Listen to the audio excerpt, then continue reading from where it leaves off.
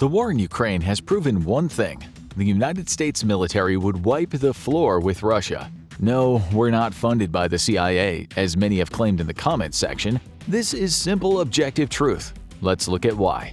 If you want to evaluate the capabilities of the two militaries, we must first understand the core philosophy of each fighting force. The Russian military has traditionally been a ground power with heavy focus on its army and artillery, with few warm water ports and almost none that would be immediately under threat from NATO forces. Russia and the Soviet Union before it held no illusions that they could become a major maritime power. Back when the US was fielding its first supercarriers, the Soviet Navy wanted to match the capability until they were reminded that to join the fight anywhere outside their immediate shoreline, they'd first have to run a gauntlet of NATO shore-based anti-ship missile batteries. Geography has not been kind to Russia's dreams of being a naval power, which is why it's never been a truly global power at all, period. This means that any future conflict involving Russia and NATO will most likely take place in Eastern Europe.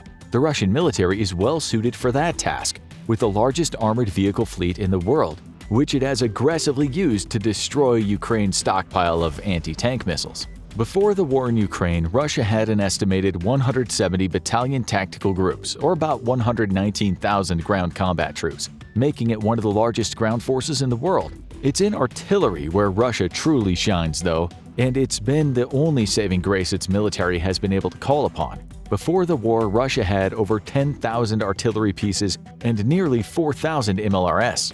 Russia's reliance on artillery is not by accident. It knows full well that it cannot compete in the air against NATO powers, and thus has relied on ground-based fire support to ensure it can provide support for engaged infantry and armor. However, as Ukraine has shown, these numbers are impressive on paper, but far less so when the actual equipment is taken into account, as a significant bulk of this equipment is all from the Cold War and has not seen modernization upgrades. Also, a lot of it simply doesn't work anymore due to poor maintenance or storage or outright theft of critical components. Ultimately, Russia is a ground power meant to fight a war against the West and Europe.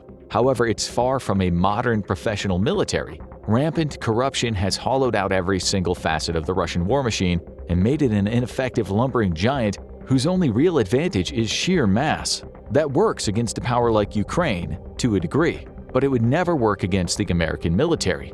America basically won the lottery when it came time to spawn on the world map. It's the single most defensible nation on Earth, quite literally immune to invasion from a hostile power thanks to two giant oceans on each coast and a complete domination of its global hemisphere. This defensive advantage came at a significant cost. To project military power, America would need to first move that power thousands of miles east or west. And that's why the United States has always been a naval power since its creation as a state, when it struggled against the vastly superior Royal British Navy during the Revolutionary War with a handful of boats we'll generously call warships. However, by the dawn of the 20th century, the United States Navy was rivaling the Royal Navy in tonnage and expertise, and would surpass it in the interwar years as the most powerful naval force on Earth. This was all at the expense of its army, because when World War I and World War II kicked off, the US Army was a bit of a clown show. Enthusiastic almost to a fault, the British initially feared a total defeat in Africa when the US Army joined the fighting in World War II. However, under the tutelage of the Allied powers and cutting its teeth in combat, the US Army grew in proficiency, while its Marine Corps, a competent force throughout the early 20th century, would do some of the nastiest, dirtiest fighting on the planet against a fanatical enemy. America emerged from World War II with one clear lesson in mind: never again. Determined to be never second to any other power in the world, the US began to nurture what would become one of the most professional fighting forces in Earth's history. And to that end, it became a technological power, putting its considerable intellectual and engineering resources into developing weapons one or more generations ahead of any potential adversary. In the second half of the 20th century, the United States shifted from a naval power to a naval and air power, unmatched in either arena, with a growing emphasis on air power. Engineers like the late great Kelly Johnson ensured that in the skies America had no peers. Modern Russian military doctrine gravitates around the battalion tactical group, a formation of 600 to 800 combat troops made up of 2 to 4 companies of infantry, usually mechanized, and reinforced with air defense, artillery, engineering, and logistical support units. A tank and a rocket artillery company are typically attached to each BTG. The BTG is meant to operate as a combined arms maneuver unit and has the advantage of allowing for the use of support assets such as artillery at the tactical level. A relative lack of infantry, though, with only about 200 infantrymen per BTG, means that it's difficult for this formation to actually hold territory, and the Russian army relies heavily on Marines, paratroopers, or other units for the task. The fact that Russia is already looking to reorganize its BTGs is indicative of how well they perform against a near-peer adversary. Lessons learned in Ukraine are showing that the BTG is a more lumbering beast than agile, tactical, combined arms maneuvering unit. Though in truth, this probably has more to do with the quality of Russian soldiers, doctrine, and leadership than the composition of the BTG. One significant weakness of the Russian military is its ability to coordinate effectively. This has made the BTG a fundamentally flawed composition as it decentralizes Russia's greatest asset, its artillery. Unable to coordinate its massive advantage in artillery, as big as 20-1 during the first 6 to 8 months of the war in Ukraine and 8-1 on average today, Russia has had far less success in leveraging its only real overmatch against the far smaller and less equipped Ukrainian military. British intelligence indicated that as of November 2022, Russia was already starting to move away from the BTG concept. The U.S. Army's Brigade Combat Team is everything the Battalion Tactical Group tried to be, and more. A BCT can come in 4 flavors: infantry, striker, armored, and strawberry lemonade. BCTs are meant to be fully self-supporting units and deployable anywhere in the world for any mission that the U.S. Army requires of them. As such, they have various assets native to them. The infantry BCT is made up of about 4,500 soldiers and is organized around a core of 3 battalions of infantry. This already makes them significantly more powerful than Russia's BTG, as each battalion is made up of around 1,000 soldiers. However, this also means that the U.S. fields far fewer BCTs than Russia fields BTGs, with only 14 active BCTs in the U.S. Army. American infantry is either mechanized or motorized, deployed in Bradley infantry fighting vehicles or using HMMWVs or their equivalent replacement, giving the BCT an emphasis on high mobility. Alongside its infantry, a BCT will typically contain 1 recon cavalry battalion, 1 brigade support battalion, 1 engineer battalion, and 1 field artillery battalion. A Stryker BCT is centered around the use of the Stryker armored vehicle and is meant to plug a gap between the U.S. Army's light infantry and heavy armored infantry. It's also meant to be a very fast response unit, with an entire brigade being airlifted anywhere in the world within 96 hours and a division within 120 hours. Like the infantry BCT, a Stryker BCT is made up of 3 infantry battalions in 300 Stryker vehicles, 1 recon cavalry battalion, 1 artillery battalion, 1 brigade support battalion, 1 brigade headquarters and headquarters company, and 1 brigade engineer battalion. An anti-tank company made up of the mobile gun system variant of the Stryker directly supports the Stryker BCT against enemy armor.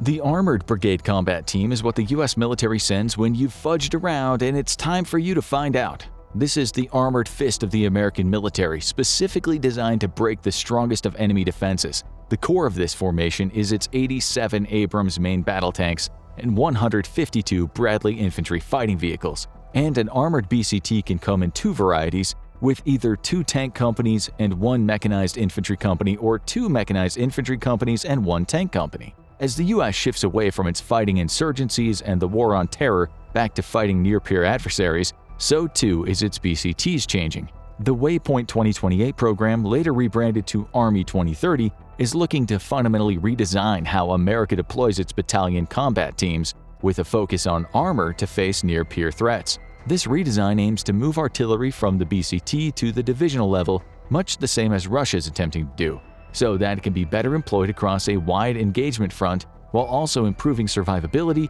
in a heavily contested electronic warfare environment where communications may not always be guaranteed between units. Engineering units are also being reorganized to a divisional level for much the same reason.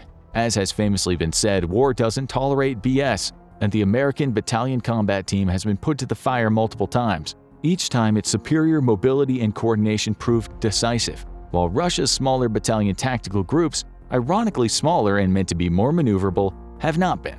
This is largely due to training, leadership, and doctrine, though. The biggest flaw with the Russian military is a lack of professional training and soldiers both. With a culture of abuse and corruption, the Russian armed forces have a difficult time retaining recruits, and only an estimated 2% of conscripts chose to sign an enlistment contract at the end of their mandatory service. This extremely high turnover rate means that the Russian military lacks seasoned troops, which form the backbone of any modern military, and directly leads to a crippling lack of non-commissioned officers. Before the war in Ukraine, Russia attempted to fix this by creating new training programs for NCOs and offering incentives for soldiers to re-enlist. As the war has shown, this has not been enough. Regular Russian officers have been forced to pick up the duties an NCO would, and senior officers have even been spotted leading platoon-sized actions. Inevitably, these senior officers get killed or wounded, further eroding the discipline and capabilities of the Russian military. If all the managers at a restaurant disappeared because they'd been killed,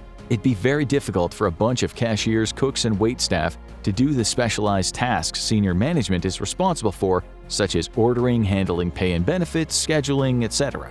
In effect, this is what's happening with the Russian military today. Its brain drain slowly attrits the forces, and every day the Russian military is in effect getting dumber, and that's really saying something. The United States, like every other modern nation, is having difficulty reaching recruitment quotas and retaining those already in service. Ironically, the US believed it would have difficulty recruiting during the lengthy wars in Iraq and Afghanistan, but it wasn't until the withdrawal of US forces from Afghanistan that a true recruitment crisis occurred. Today, the US Army is short 25% of its needed recruits, with estimates putting the US Army down 7% of its current force numbers in 2 years. Other services aren't suffering as badly, but still face their own challenges, with only the US Marines coming out relatively okay thanks to strong retention rates. The US military is struggling to remain competitive versus a strong economy, and the lack of conflict ironically means that potential recruits don't see service as a critical nation need. And nothing could be further from the truth given the potential threat of conflict with China. COVID, however, has had a significant effect on the recruitment crisis, with an explosion of mental and physical health issues amongst the younger Americans who would normally fill out the military's ranks. Also, adherence to physical and mental standards disqualifies a large group of individuals from even considering service in the first place. And while the US could do like China and lower recruitment standards over half a dozen times, doing so would only result in subpar troops. Recruitment crisis and its implications for an all-volunteer force aside, the US military is worlds away from the Russian military in professionalism and education. Hazing exists, as it does in any major organization, but in the Russian army, this is actively encouraged rather than punished. Likewise, US troopers aren't stripping the wiring out of their vehicles to sell at a local market. A strong NCO corps ensures discipline and training standards are met, as well as an institutional system of oversight and accountability. Whereas in the Russian military, training is typically done only long enough for someone to snap a picture of it and send it up the chain as proof. There are multiple levels of accountability for US personnel, and unlike a heavily conscripted force, American servicemen generally want to increase their training and education. Education is something the US military takes very seriously, heavily encouraging personnel at all levels to pursue higher education by making it free. For senior personnel, the US also operates 5 world-class war colleges, which instruct American officers alongside officers from nations all over the world. For America, war is both a science and an art form. But the real difference between the two militaries is their very fundamental nature. The US military encourages, even instills in its personnel a sense of initiative. The Russian army does not. Russia continues to fight like its Soviet predecessor, with a heavy top-down command structure that discourages personal initiative. The US military, by comparison, encourages leadership at every level, from an individual squad leader to a senior general, to act on their own initiative after exercising good judgment. This makes the US a military of many potential leaders, insulating it from the combat attrition of command personnel. Meanwhile, we have plenty of evidence from Ukraine of entire Russian units paralyzed because of severed links to command staff. This glaring vulnerability of the Russian military is what originally prompted the US to develop the most lethal war doctrine to date, air-land battle, now evolved to sea-air-land battle. This operational doctrine is the core philosophy of how the US fights wars, and it was revealed to the world for the first time in the early 1990s during Operation Desert Storm. It's so frighteningly effective that it took even US military planners completely by surprise, sweeping aside one of the world's largest armies with absolute ease. Sea-air-land battle seeks to present an adversary with conundrums across the full warfighting spectrum to sow chaos and uncertainty amongst the enemy opening up vulnerabilities and opportunities in one or more domains. To achieve this, the US has become a truly combined arms force, with ground, air, space, and naval assets tightly coordinated together via tactical data links, something Russia is still struggling with to this day. While Russia has coordinated its aerospace forces with ground-based air defenses, it's struggled to loop in its ground combat units to achieve what the US had long ago mastered: common engagement capability. This is the ability for one spotter to observe an enemy and guide another shooter's weapons to the target, and it's the secret behind the US's lethality. Unlike Soviet forces, which sought decisive battles with overwhelming force, the US specializes in launching deep strikes into enemies' rear areas, specifically targeting logistics and command and control, or C2 nodes. This is why the US has placed a heavy emphasis on its air forces, stealth, and standoff attack capability, as well as extreme precision rocket artillery, soon to be supplemented with ground-based ballistic missiles with extremely long ranges. While the Air Force is busy making a mess of the enemy's communications and supplies, ground forces strike at the enemy in smaller, more mobile formations that attack from a variety of different directions. This makes it difficult for the enemy to coordinate a defense, especially when their command and control has been disrupted or destroyed. A focus on rapid mobility and communications allows the US to quickly identify breaches in enemy formations and rapidly exploit them with overwhelming force. The US has basically adopted Muhammad Ali's famous adage of floating like a butterfly and stinging like a bee, and it's proven its mettle against numerically superior forces time and again. Now let's look at the specifics of what actually makes the US a superior force over the Russian military. Let's start with the basics. Communications. Communications is key to battlefield success. Without it, you can't tell your troops what to do and when to do it. Of all the investments in technology that the US has made, few surpass the untold billions that went into building the most robust, secure battlefield networks in the world, and they are the key to the US's success. Thanks to tactical data links, the Link 16 and future replacement Link 22, American units can freely swap information between each other. Even weapons en route to their target can speak to another, such as the new long-range anti-ship missile, which can deconflict when launched in volleys to ensure all missiles don't hit the same target, and can update target priorities as missiles in a volley are knocked out by enemy air defenses. But at the very basic level, secure communications allows the US to move units around and coordinate without letting the enemy be privy to this information. Russia does not have this capability. Immediately after the invasion began, frontline reports from Ukrainian troops revealed that communications amongst Russian military was very poor, with units often relying on unencrypted civilian radios or even cell phones. Russian strategic bombers, the very same craft responsible for delivering a retaliatory nuclear strike, were also recorded using unsecured communications. On paper, Russia is supposed to have secure, encrypted communications for all or at least most of its units. Russian soldiers have been observed using advanced radios such as the R-187P1 AZART and the R-162-5UN2, both of which were discovered on a captured Russian paratrooper after the failed Antonov airport attack. However, the fighting in Ukraine has shown that this is simply not the case, and one need only look at Russia's history of corruption to understand why. In 2021, senior military figures and the manufacturer of the AZART radio came under investigation for embezzlement, with millions of rubles meant to purchase encrypted radios for the military vanishing into the pockets of various officials instead.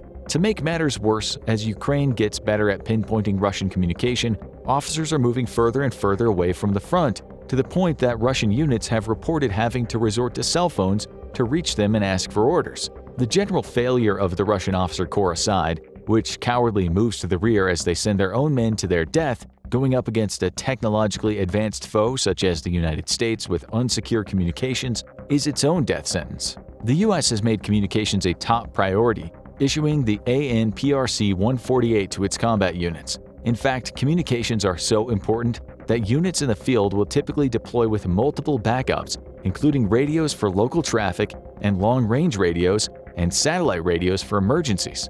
Embedded personnel such as Air Force combat controllers will have their own radios to communicate with overhead aircraft, waiting to bring the boom when asked. And they can even stream video directly from overhead assets to get a bird's eye view of the battlefield, taking advantage of superior sensors on US aircraft. If there is one flaw with US communications, it's that there are too many different radios, and efforts to consolidate them into a single system have so far failed. That hasn't stopped the US from throwing millions at the problem until eventually, hopefully, it goes away, something that it's exceptionally good at to a fault. The next significant difference between the two militaries' infantry is their equipment. Take a look at these two photos and see if you can spot the differences. Anyone who served in the ground combat role can probably spot them immediately, but don't feel bad if you can't. The differences are subtle, but make all the difference in the world and makes US soldiers far superior to their Russian counterparts. Need a clue? Look at the helmets, specifically the front of the helmets. You might notice that Russian helmets have no mounts for night vision.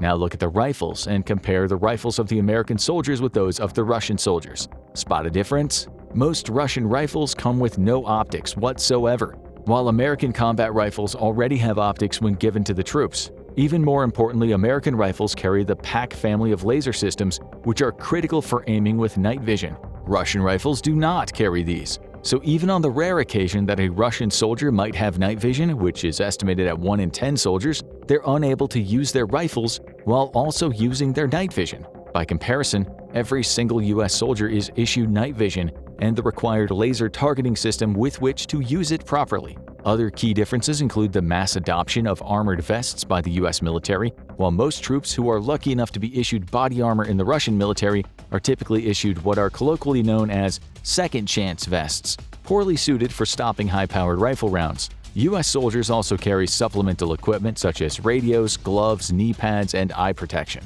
Russian soldiers largely lack these small bits of kit that can end up giving an edge to a warfighter. And we're not cherry-picking here. You're welcome to look up photos of US soldiers in action versus their Russian counterparts. While there are elite Russian units who have access to what is standard US infantry, the entire point is that this is standard for all US infantry. The US owns the night and prefers to run night combat operations to exercise its vast advantage in imaging over any potential adversary. But more importantly, the US invests heavily in making sure its troops have the right equipment for the job, and this extends to its combat vehicles. American optics are on the whole superior to their Russian counterparts, especially as sanctions kick in and Russia's denied Western optics or the components to build its own. New Russian tanks are being sent to the front with nothing more than gunner sights, significantly lessening their effectiveness against Western tanks being donated to Ukraine. By the way, Russia had invested heavily into developing a native capability to build advanced night vision devices. However, the entire affair collapsed in on itself when corruption inevitably took a massive bite out of the budget, and the officials overseeing the company set up to produce domestic night vision kit were discovered to be siphoning off funds for themselves instead. Now, when Russia needs it the most, it's unable to produce the specialized components required for night vision optics. The entire Russian military suffers from a lack of kit that would be considered standard in the US military. Russian aviation, for example, has only a few aircraft capable of providing accurate air support for ground units, as the bulk of its air fleet lacks the targeting pods necessary for the task. The US, by comparison, has hundreds of these aircraft and can basically bolt on a targeting pod to just about anything that you can think of hurling into the sky. An Abrams tank might not be very aerodynamic, but if it wanted to, the US could strap a targeting pod and a rocket onto it, and for its brief flight through the sky be capable of delivering accurate ground fire for friendly forces. Russia's inability to do the same was on full display during the famed Belgorod incursion by the Free Russia Legion and Russian Volunteer Corps, when a Russian Su-34 dropped dumb gravity bombs that missed their target by a generous few hundred meters or so. The differences between the Russian and American military are so significant that we could probably do an entire 60-minute episode on the topic. Matter of fact, if this video gets enough views, we'll do a part 2 and present even more evidence from Ukraine on how the United States would absolutely decimate the Russian military.